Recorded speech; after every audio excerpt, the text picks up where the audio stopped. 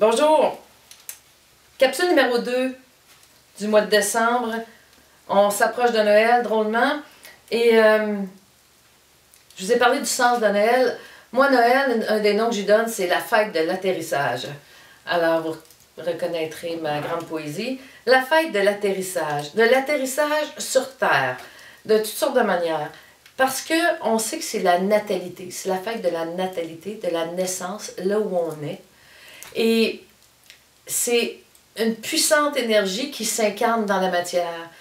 Et qui dit matière, dit personne, objet, bien, on est dans la matière. Fait que oui, évidemment, dans le symbolisme de ça, il y a tout le fait de faire des offrandes à Noël, d'offrir des cadeaux, et évidemment, de consommer.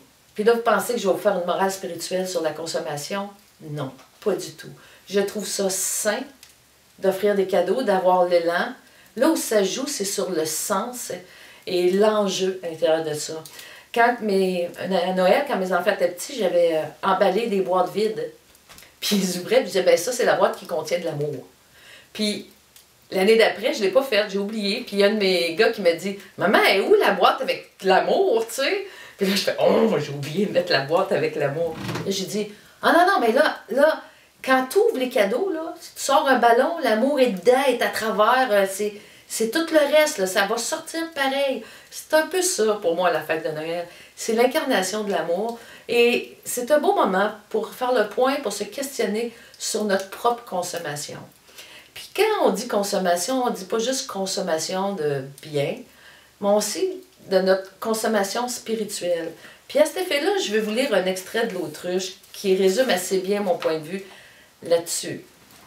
En matière de consommation spirituelle, bref, on peut faire la même analogie qu'avec la consommation alimentaire. Qu'est-ce qu'on mange? À quelle vitesse? On est-tu des boulimiques? On se prive-tu?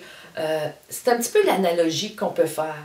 Puis ce que j'écris, c'est en cet immense labyrinthe, l'un des grands pièges, l'un des pires fléaux spirituels est certes le fast-food spirituel. La commande à l'auto de trio d'illumination, les mets surgelés à l'éther et les aliments bourrés d'hormones de croissance. Une quête spirituelle, ça se cuisine, ça mijote sur le feu et ça sent bon dans une maison.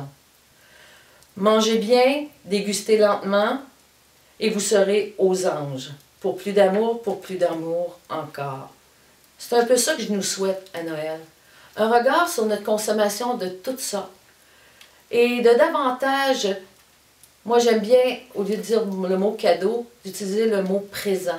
Parce qu'on symbolise à ce moment-là, dans notre offrande et dans le fait de recevoir, on symbolise la présence à l'autre dans sa vie, la présence de l'autre dans notre vie.